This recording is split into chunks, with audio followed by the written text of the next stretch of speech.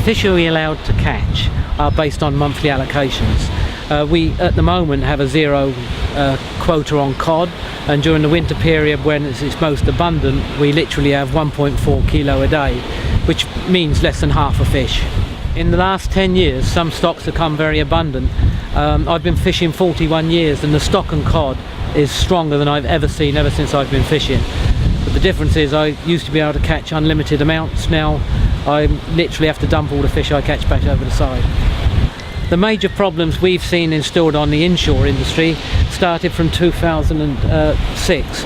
After 2006 they introduced legislation which made every boat count its catch. But the small boats, unfortunately, were never given any quota. It was an arbitrary divide in the industry that said that the over 10 boats could each individually have a quota and could form producer organisations to manage it. The small boats, they said, don't worry, just keep your head down. And as far as we're concerned, no one's had to worry.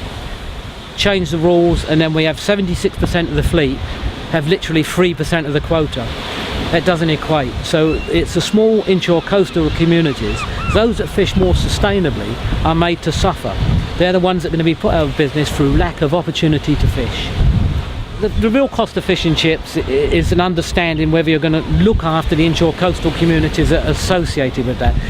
You can either have all the fish supplied by a few big boats and run by Tesco's or somebody, that's okay. Unless you want to make sure that you look at the social economic side of fish and chips, the coastal communities that depend on fisheries and the relevant jobs ashore associated with that. I say the social and even environmental impact needs to be taken into account when you look at the price of fish and chips.